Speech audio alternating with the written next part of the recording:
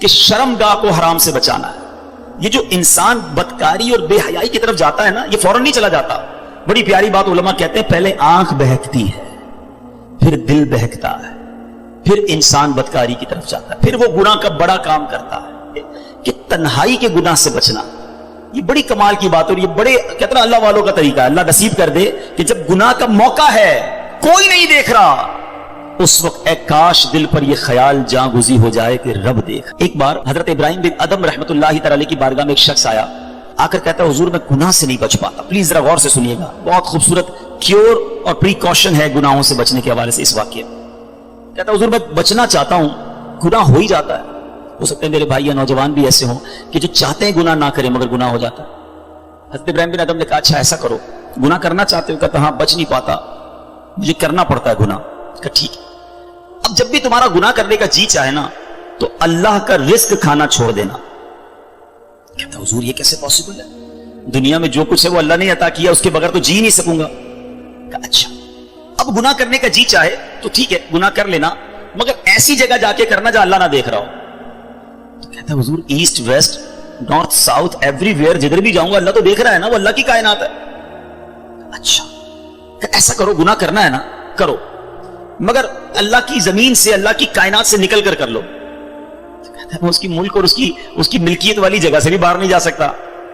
اچھا گناہ کرنے کا جی چاہے ٹھیک ہے کرنا چاہے تو کر لینا، مگر جب ملک الموت تمہاری روح قبض کرنے آئے نا تو ان کو منع کر دینا کہ نہیں میری روح قبض نہ کرے، میں نے ابھی توبہ کرنی ہے. تو کہا حضرت nobody have power to deny. کون ہے جو ملک الموت کو منع کر سکے گا کہ میری روح قبض نہ کرو؟ جو وقت ہے وہ تو آ کر رہے گا. فرمایا اچھا پھر ایسا کرو گناہ جتنے کرنے کر لو، مگر قیامت کے دن جب فرشتے تمہیں جہنم کی طرف لے جانے لگے نا تو ان کو منع کر دینا کہ نہیں میں نہیں جاتا. کہا حضرت یہ کس کے پاس پاور ہے؟ وہ تو گھسیٹتے ہوئے جہنم میں لے جائیں گے، وہاں تو جو حکم ہو گیا اس پر عمل ہوگا. اب حضرت ابراہیم بن ادم نے پہلے کہتے ہیں نا مقدمہ، ایک آپ کہتے ہیں نا پہلے جزیات جمع کیے، باقاعدہ اس کا مائنڈ سیٹ بنایا، اب اسے خوبصورت سمری بیان کی. فرماتے بیٹا ایک بات سنو، تم اللہ کا رزق کھانا چھوڑ نہیں سکتے، اللہ کے ملک سے باہر جا نہیں سکتے، مرنے سے پہلے ملک الموت آئے تو ان کو منع نہیں کر سکتے، جہنم کے فرشتے تمہیں عذاب کے لیے لے جائیں تو ان کو بھی روک نہیں سکتے. جب یہ سارے کام نہیں کر سکتے تو پھر ایک کام کر لو، گناہ کرنا ہی چھوڑ دو. پھر وہ بندہ زارو کتار رونے لگا اور کہتا ہے حضرت میں وعدہ کرتا ہوں آج کے بعد گناہ نہیں کروں گا. اے میرے بھائیوں میرے نوجوانوں، میں بہت اچھی طرح جانتا ہوں، میں آپ کی لائف گزار چکا ہوں، میں بھی اسٹوڈنٹ رہا ہوں. یہ لائف بڑی ڈیفیکلٹ ہے، شیطان اس میں بڑا حملہ کرتا ہے، نفس بڑا حملہ کرتا ہے، گناہوں کی طرف بہت کھینچتا ہے. مگر یہ ولیوں کا شیوا ہے کہ وہ جوانی میں عبادت کرے. اللہ کو بڑا پسند ہے وہ نوجوان. اللہ فرشتوں پر فخر فرماتا ہے کہ دیکھو میرا بندہ جوان ہے اور میری عبادت کر رہا ہے. مگر آج جوان کہتا ہے جوانی تو دیوانی ہے، مزے کرنے کے دن ہیں. مولوی صاحب بوڑھا ہونے کے بعد میں اللہ اللہ ہی کروں گا، 40-50 سال کے بعد میں مسجد میں بھی چلا جاؤں گا، میں داڑھی بھی رکھ لوں گا، ابھی تو انجوائے کرنے دو. چلو آج آپ اور میں ایک ڈسکس کر لیتے ہیں. If you want to enjoy in this life، آپ چاہتے ہیں کہ ابھی مزے کرنے دیں، بعد میں نے توبہ کر لینی ہے، تو ایک چھوٹی سی ڈیبیٹ آپس میں کر لیتے ہیں. چلیں جناب، آپ میں سے کون ہے اتنے بڑے ہال میں جس کے پاس یہ گارنٹی ہے کہ وہ 50 سال کا ہونے تک زندہ رہے گا؟ Anybody have guarantee? Nobody has guarantee. 50 سال زندگی مجھے ملے گی، کوئی ہے؟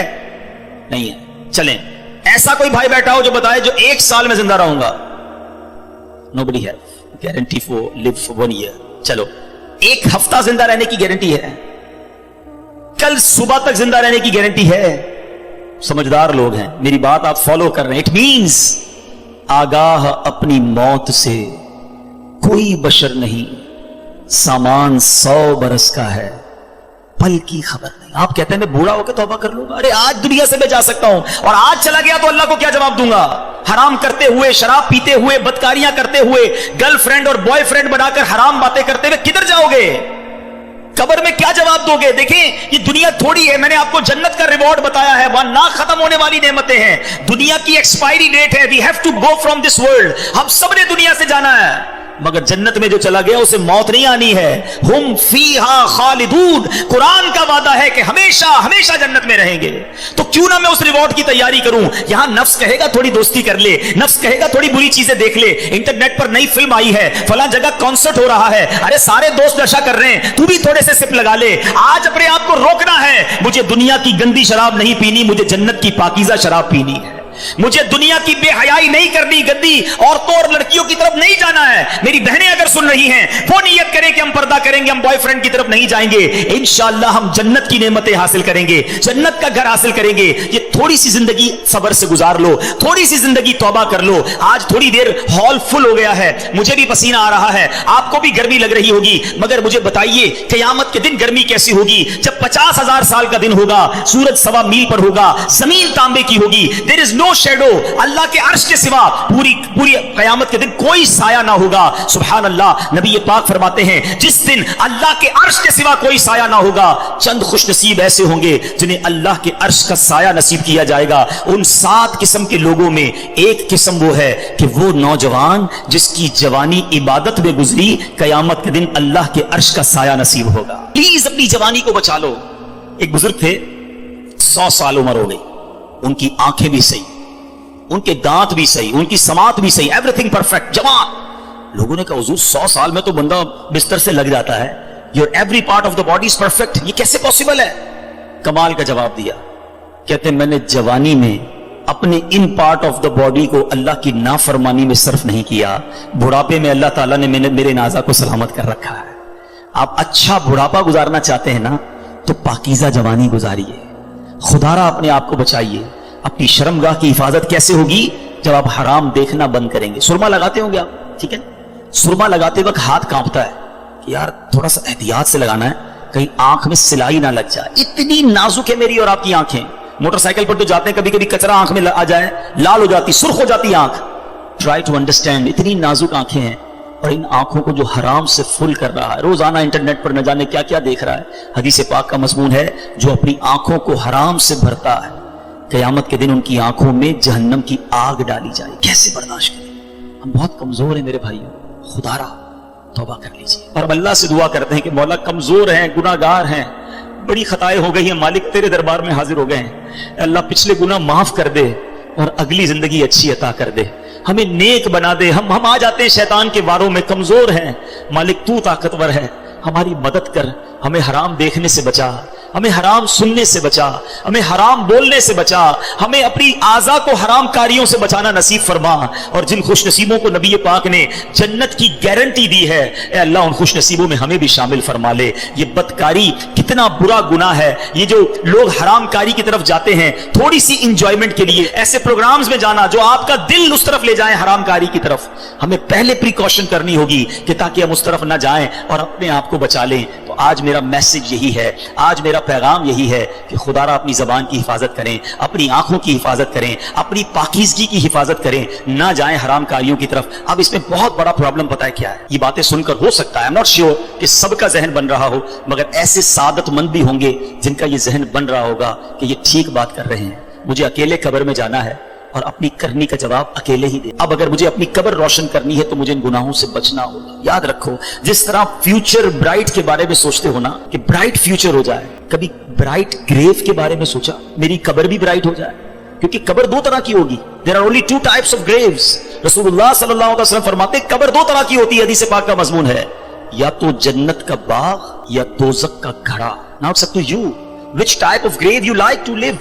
کتنے سال قیامت تک کے لیے اس قبر میں رہو گے اور کیسے رہو گے؟ جہنم کے گھڑے میں, سانپ اور بچھوؤں میں, یا جنت کے باغ میں؟ یہ آپ نے ڈیسائیڈ کرنا ہے. اب پرابلم کیا ہے کہ اس طرح کی سپیچز, اس طرح کے پروگرامز دل پر اثر کرتے ہیں, مگر جب یہاں سے فارغ ہوں گے تو وہی دوست ہیں, وہی گیدرنگ ہے. یا چھوڑو یار, مولوی صاحب تو ڈرانے والی باتیں کر رہے تھے, پھر چلتے ہیں انجوائے کرتے ہیں. اب بندہ کہ یار میں ادھر نماز پڑھنے جا رہا ہوں, ارے کیا مولوی ہو گیا ہے, بار بار نماز پڑھ رہا ہے. ایسے دوست جو ہے نا وہ ہمیں نیک نہیں بننے دیں. اگر آپ کا یہ ذہن بن گیا ہے کہ میں نے نیک بننا ہے, اللہ کو راضی کر کے جنت میں جانا ہے. آپ پڑھائی کے لیے کیا کرتے ہیں؟ کیا آپ نے اگر اچھے مارکس لینے ہیں تو ان ڈل دوستوں کے ساتھ بیٹھتے ہیں جو پڑھتے نہیں ہیں, یا آپ ان لوگوں کو ڈھونڈتے ہیں جو پڑھاکو ہوتے ہیں, جن کے پاس نوٹس بنے ہوئے ہوتے ہیں, یار ان کے ساتھ بیٹھوں گا تو اچھی سبق کی تیاری ہو جائے گی, یہ اچھے اسٹوڈنٹ سے میں بھی اچھا بن جاؤں گا. دنیا میں جب آپ کو یہ پتا ہے کہ اچھوں کی صحبت اچھا بناتی ہے, تو اگر آخرت کی تیاری کرنی ہے نا میرے بھائیوں, میرے اسلامی بھائیوں, تو آپ کو نیکوں کی صحبت اختیار کرنی ہے. وہ دوست کس کام کے جو نماز پڑھنے پر میرا مذاق ہو رہا ہے؟ مجھے تو وہ دوست چاہیے کہ میں نماز کے لیے نہ جاؤں تو مجھے یاد دلائے کہ بھائی چل دونوں بھائی نماز پڑھتے ہیں, جنت میں جانا ہے. خدا را ایسی کمپنی ڈھونڈو, اس کمپنی سے اپنے آپ کو بچائیے.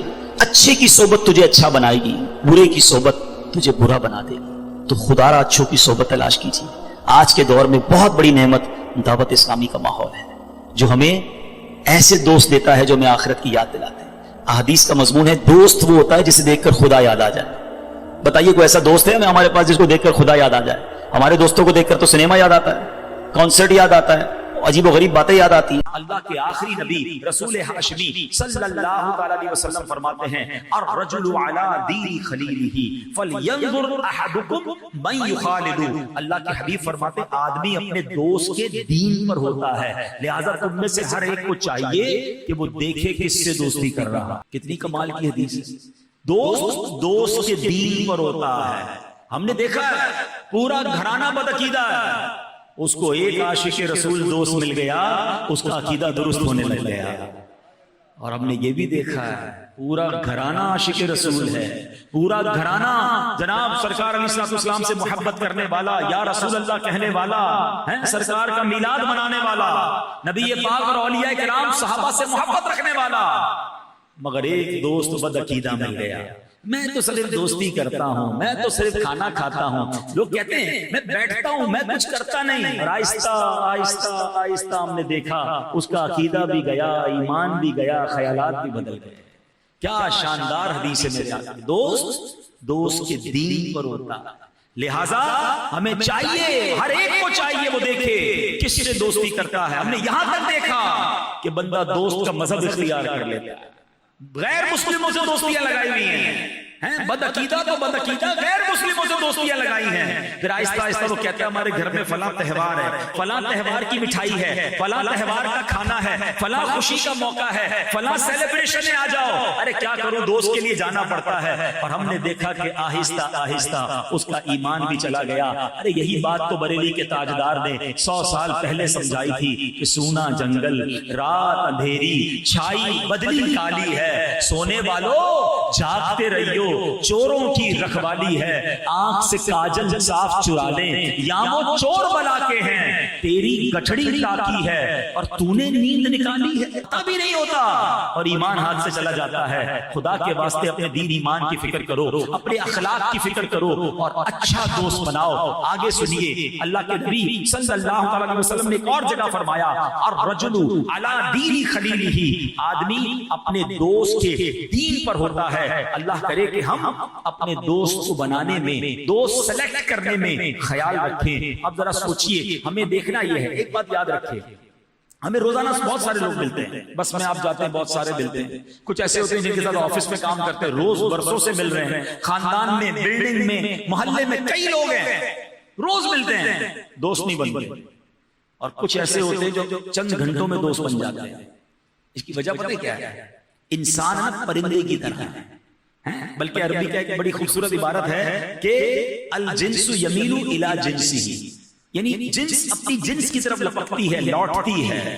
تو انسان پرندوں کی طرح ہے. کبوتر آپ کو کبھی کوے کے ساتھ اڑتا ہوا نظر نہیں آئے گا. کبوتر کبوتر کے ساتھ اڑے گا، کوا کوے کے ساتھ اڑے گا، چیل چیل کے ساتھ اڑے گی. آپ کو فوری طور پر جس سے دوستی کا جی چاہتا ہے نا، اندر سے چیک کرو میں بھی لگتا ہے اس جیسا ہی. جیسے اخلاق ویسے اخلاق والا اچھا لگتا ہے، جیسا شوق ویسے شوق والا اچھا لگتا ہے، جیسا کردار انسان کا دل اس کی طرف مائل ہو جاتا ہے، یار یہ بھی میرے جیسا ہی ہے. اب ماذ اللہ کو شرابی ہے، اس کو شرابی اچھا لگتا ہے. کوئی بے حیائی کرنے والا ہے، اس کو بے حیائی کرنے والا اچھا لگتا ہے. اور کوئی 5 وقت با جماعت نماز پڑھنے والا، اس کو 5 وقت کا با جماعت نمازی اچھا لگتا ہے. دیکھیں مسجدوں میں بہت سارے لوگوں کی دوستیاں ہوتی ہیں جو ہر نماز میں ایک دوسرے سے ملتے ہیں، خیریت پوچھتے ہیں، نہیں آتے تو معلوم کرتے ہیں کدھر گئے بھائی فلاں حاجی صاحب نہیں آ رہے. وائے جیسا بندہ ویسی دوستی. اب خود چیک کر لو کہ میرا دل کس کی طرف کھنچ رہا ہے، میں دوستی کس سے کر رہا ہوں. اللہ کرے کہ ہمارا دل نیک لوگوں کی طرف کھنچے، عاشقان رسول کی طرف کھنچے، اللہ کے ولیوں کی طرف کھنچے. اللہ اکبر. اور اس دور میں جب اتنے گناہ ہیں، اتنی برائیاں ہیں، اتنی بدعقیدیاں ہیں، ایسے ایسے روم میں لوگ گھوم رہے ہیں، ایسے ایسے چیچر لوگ گھوم رہے ہیں، ایسے میں تو مجھے زیادہ سلیکٹیو ہو جانا چاہیے کہ نہیں یار اس کا دوست بن گیا. اچھا پھر دوست کی وجہ سے آپ بدنام بھی ہو سکتے ہیں کہ آپ کا اگر دوست ایسا ہے جو چیٹر ہے، آپ نے دوست ایسے کو بجو کہتے ہیں میں تو نہیں کرتا نا دوست کرتا ہے. ارے آپ کے بارے میں باتیں ہوں گی، ایسا دوست اس کا جو شرابی جواری کا دوست ہے، یہ ہے معاذ اللہ بدکاری کرنے والے کا، دنیا والوں کے پیسے کھا جانے والے کا دوست ہے. اینڈ آف دا ڈے بدنام آپ بھی ہوں گے، کیونکہ ریفلیکشن ہے یار یہ اس کے ساتھ گھومتا ہے، اگر غلط آدمی نہیں ہے تو کیوں رکھ رہا ہے اپنا دوست سے؟ تو سمجھو بات کو، مجھے کیوں رکھ رہا ہے ایسے بندے کو دوست جس کی وجہ سے میرے اوپر انگلیاں اٹھیں؟ آپ ایسے کو دوست بنائیں کہ دنیا کہے یار آپ نے دوست بنایا تو کیسا بنایا. سبحان اللہ. اللہ کرے کہ یہ بات ہمیں سمجھ آ جائے. اور دوست کیسے ایمان چھین لیتا ہے. میں آپ کو ایک واقعہ سناتا ہوں، اتنا عبرت انگیز واقعہ ہے.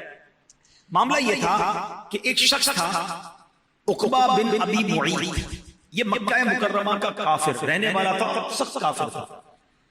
نبی پاک علیہ السلام کی خدمت میں حاضر بھی ہوتا تھا، پیارے آقا کی نورانی باتیں بھی سنتا اور پسند بھی کرتا تھا پیارے آقا کا. البتہ کلمہ نہیں پڑھا تھا. تو اس نے پیارے آقا علیہ السلام سے ایک بار کہا کہ آپ میرے گھر تشریف لائیں، میں آپ کی دعوت کرنا چاہتا ہوں. آج کل لوگ کہتے ہیں نا ہمیں بھی گھر پہ بلاتے ہیں، ہمارے بہت سارے مبلغ کہتے ہیں مدنی فیس لوں گا.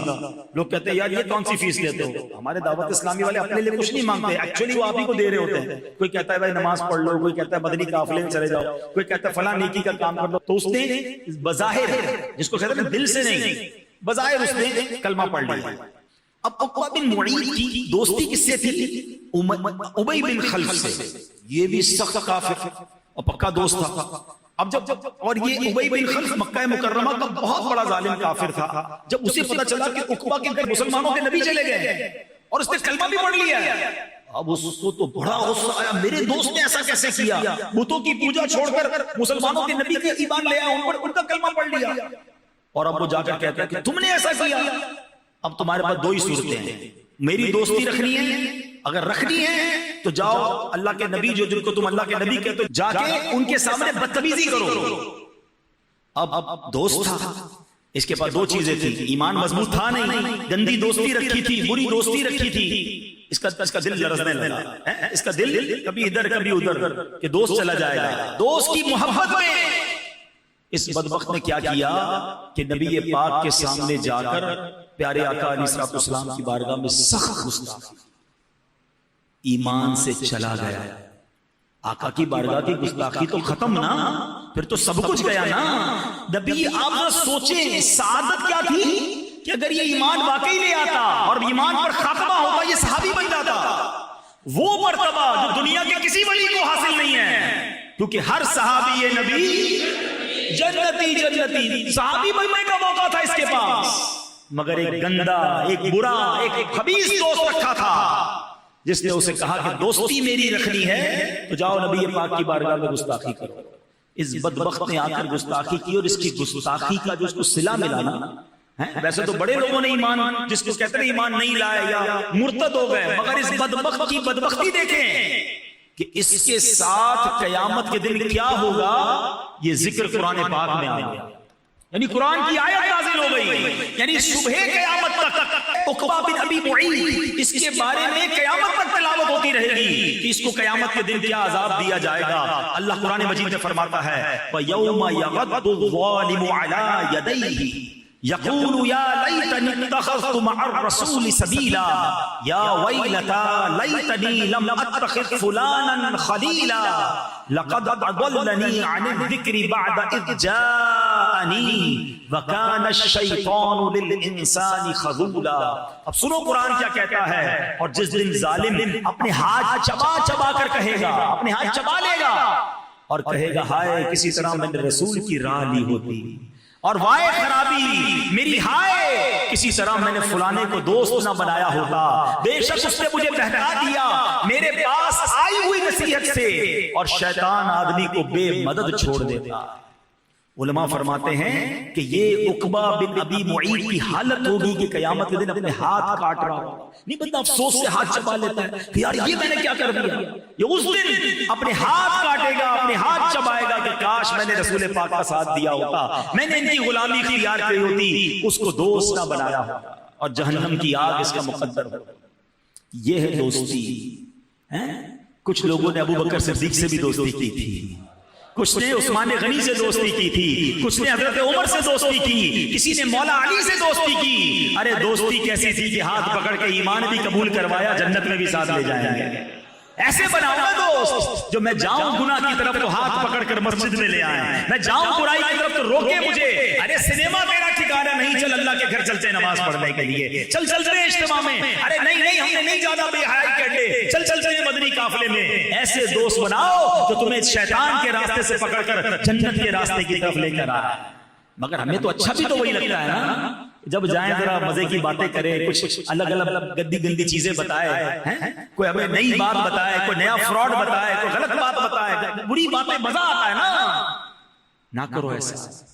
یہ صحبت، یہ دوستی کتنا امپیکٹ کریٹ کرتی ہے، میں آپ کو لاجیکلی سمجھا دیتا ہوں تاکہ آپ کو ذرا اور آسانی سے بات سمجھ آ جائے گی۔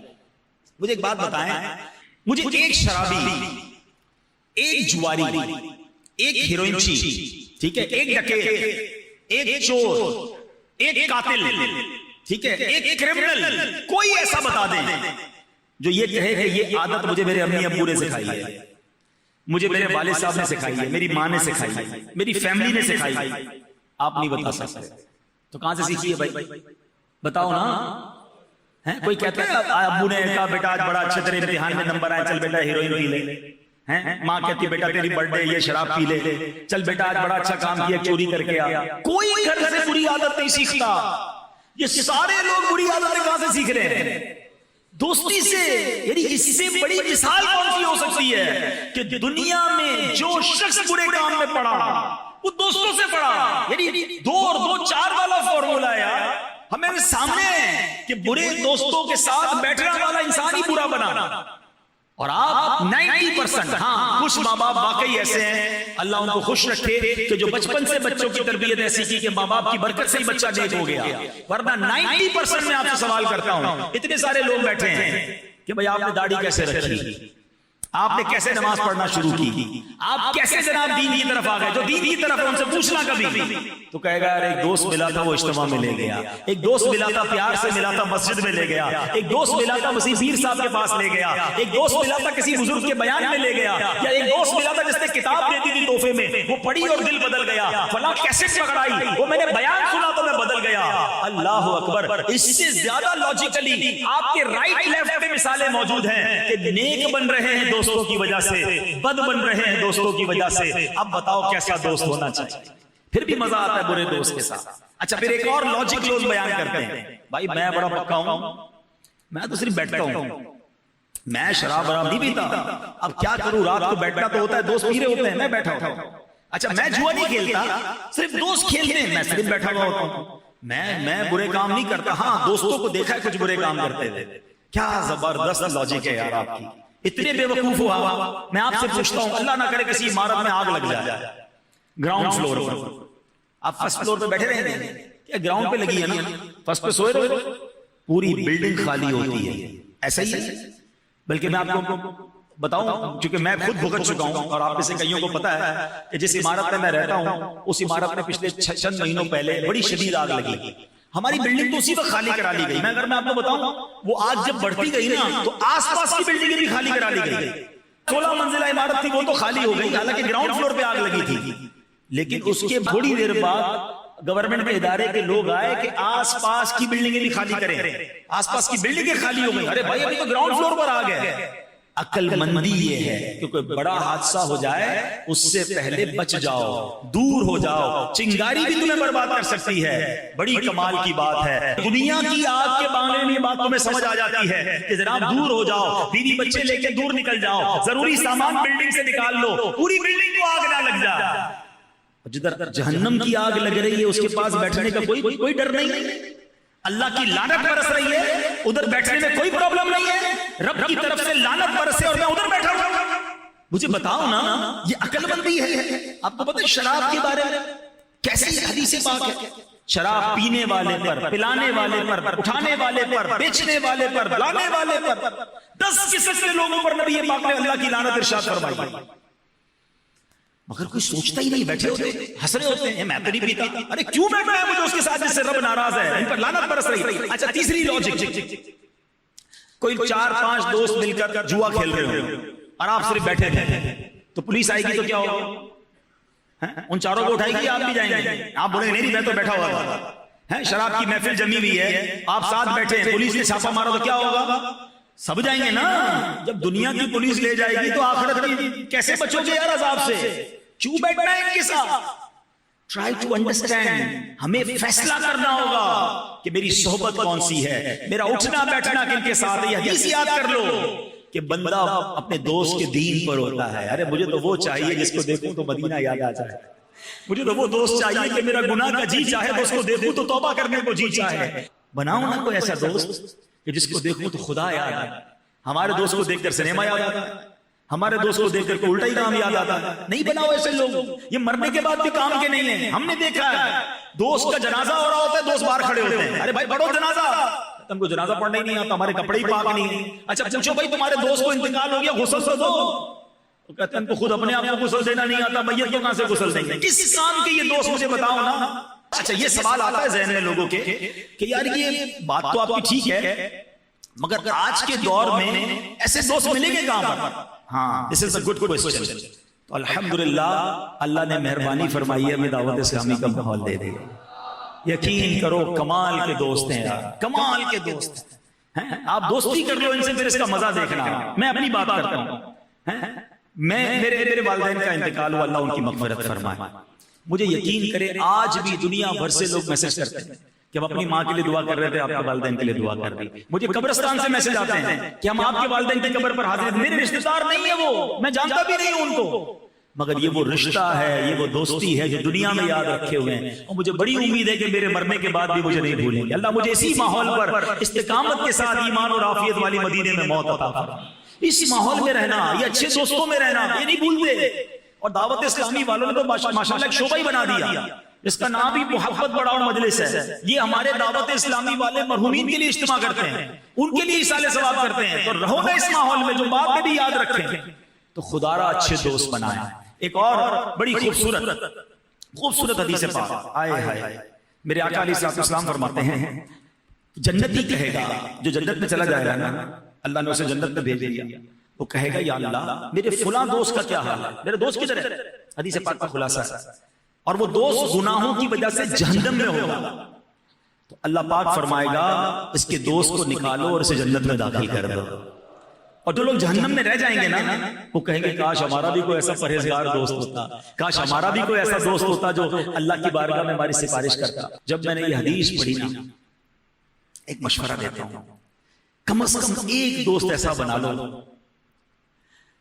جس پر تمہیں یقین ہو کہ اللہ کا مقبول بندہ ہے.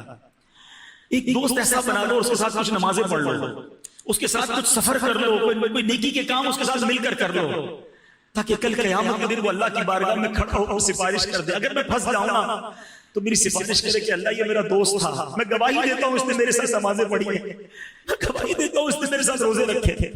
ہم بڑے گناہگار ہیں, مگر کوئی ایک تو اچھا دوست بنا لو یار. کیوں بنانے مجھے گناہگار شرابی کبابی دوست نہیں بنانے, مجھے تلاش کرنا ہے. میں آپ کو مشورہ دیتا ہوں, دعوت اسلامی میں کچھ لوگ ہیں جو نیک اعمال کے عمل کرنے والے ہیں, 72 نیک اعمال کے عاملین ہیں, کچھ 12 ماہ کے مسافر ہیں. ماشاءاللہ علماء کرام ہے دعوت اسلام, بڑے چھوٹے چھوٹے بچے عالم بن رہے ہیں, حافظ بن رہے ہیں, نیک لوگ ہیں, سارا دن قرآن پڑھتے ہیں.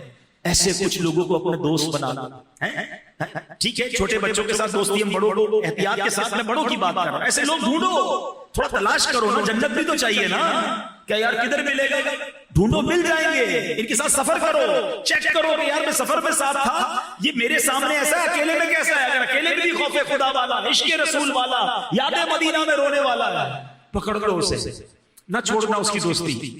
یہ کام آئے گی تمہیں, یہ قیامت کے دن بھی کام آئے گی. اور یہ میرے آقا نے فرمایا ہے کہ وہ اللہ سے کہے گا یا اللہ میرا دوست کدھر ہے, وہ جہنم میں ہے, اور اللہ فرمائے گا جا تیرے دوست کو جہنم سے نکال کے لے. پلیز یہ ہوتی ہے دوستی.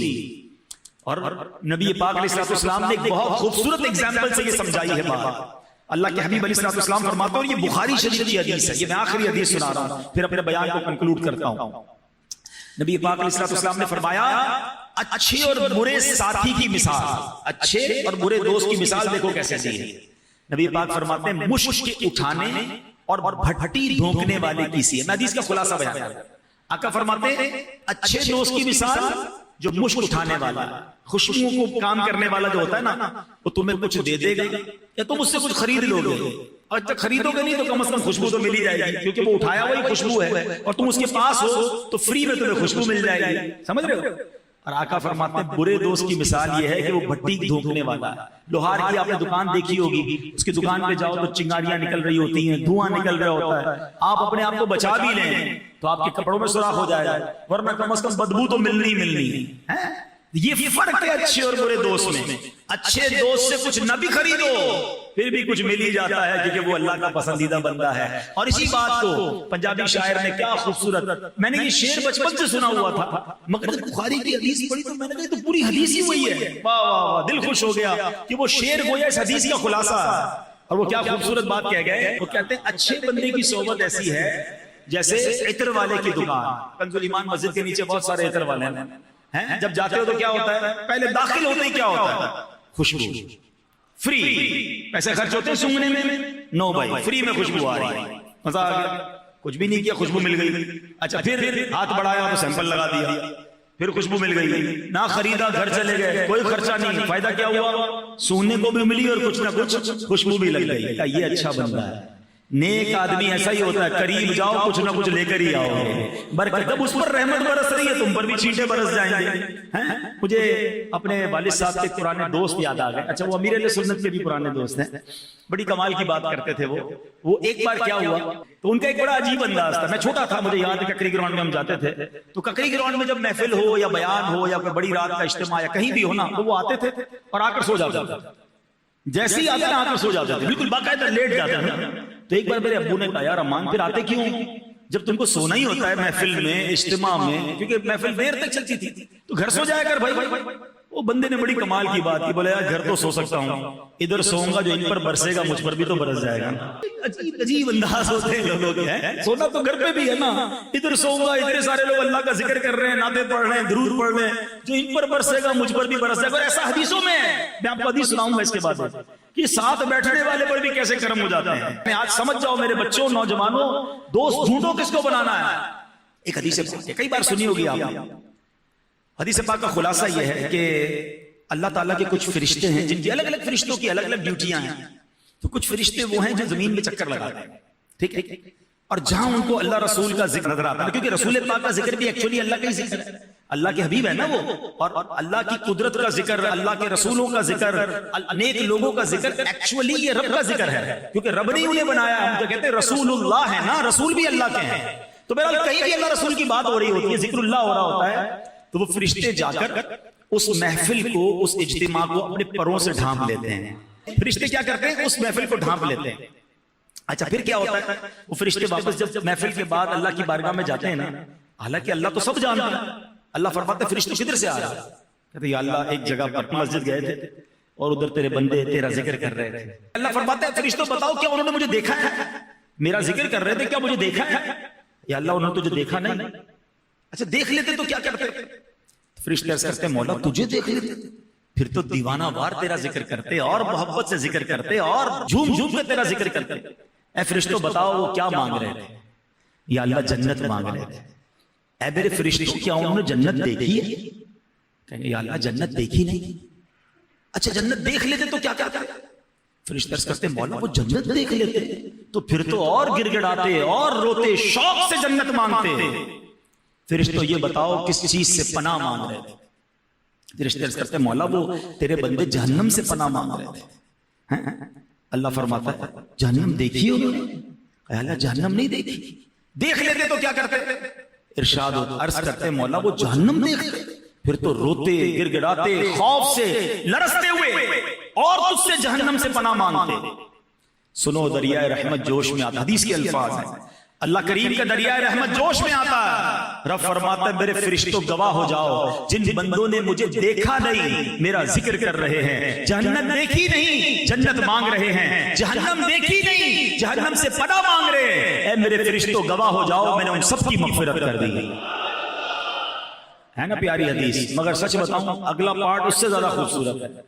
فرشتے عرض کرتے مولا ایک بندہ ایسا بھی ہے اس پوری محفل میں، ایک ایسا بھی بندہ تھا جو تیرا ذکر کرنے نہیں آیا، ہاں تیری یاد کے لیے نہیں آیا، ہو سکتا ہے ابھی بھی کنز الایمان مسجد میں کوئی دوست نے کہا ہوگا چل یار چلتے ہیں, نہیں میں نہیں آ رہا, ارے آجا بھائی لنگر بھی ہوگا, آجا تھوڑی دیر بعد مزہ آئے گا چلے جانا, ایسے ہی آ گیا, ارادہ بھی نہیں تھا, کسی سے ملنے آ گیا. یہ ہے اچھی صحبت. فرشتے کہتے ہیں مولا ایک بندہ ایسا ہے جو تیرا ذکر کرنے نہیں آیا تھا, کسی پرسنل کام سے, میں بھی اس کا خلاصہ بیان کر رہا ہوں, کسی پرسنل کام سے آیا تھا. اللہ فرماتا ہے میرے فرشتوں یہ وہ محفل ہے, یہ وہ مجلس ہے کہ ان کے ساتھ بیٹھنے والا محروم نہیں رہتا, میں نے اس کی بھی مغفرت کر دی ہے. اب بتاؤ کون سی محفل میں بیٹھنا ہے؟ شرابیوں کی, جواریوں کی, بے حیائیوں کی؟ کیوں بیٹھنا ہے یار؟ رات رات بھر چوپال لگاتے ہو, ساری دنیا کی سیاست پر بات کرنی ہے, ایسا لگتا ہے پورا پاکستان ہم ہی چلا رہے ہیں, اور پتہ نہیں کس کی غیبت کس کی باتیں. یار کیوں بیٹھنا ہے؟ ہم نے ٹائم ضائع, غیبت. اتنی دیر درود پاک پڑھ لو نا, بدری چینل دیکھ لو, اتنی دیر اچھے دوست نہیں ملتے تو. میں ایک بندے نے بڑی پیاری بات کہی, کہتا ہے میں اعلیٰ حضرت کی صحبت اٹھاتا ہوں, 5 لوگوں کی صحبت اٹھانی ہے نا, میں امام غزالی کی صحبت اٹھاتا ہوں, میں اعلیٰ حضرت کی صحبت اٹھاتا ہوں, میں مفتیان کرام کی صحبت اٹھاتا ہوں. میں کیسے ایک کتاب اعلیٰ حضرت کی پڑھتا ہوں, کتاب بھی تو صحبت ہے نا, اچھے دوست نہیں مل رہے تو میں اچھے لوگوں کی کتابیں پڑھنے لگ جاتا ہوں. عقل ہونی چاہیے نا کہ میں کیوں ٹائم ویسٹ کروں, میں ان بزرگوں کی کتابیں پڑھ کے ان کی صحبت لے لوں.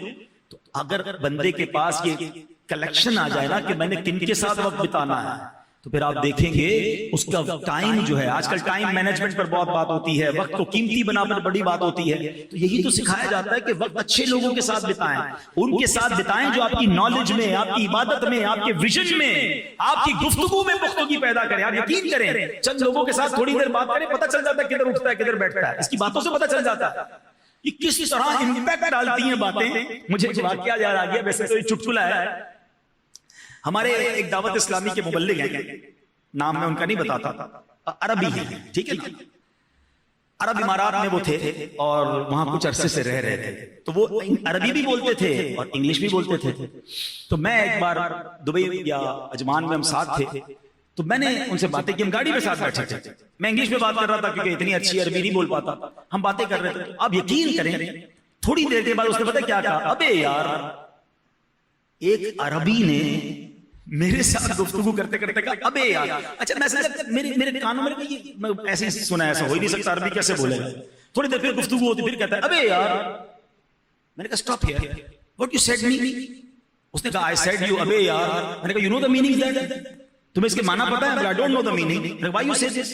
پھر کیوں کہا؟ I don't know what is this. میں نے کہا وائی یو سے دس, تمہیں پتہ ہی نہیں جب یہ کیا ہے تو کیوں کہا.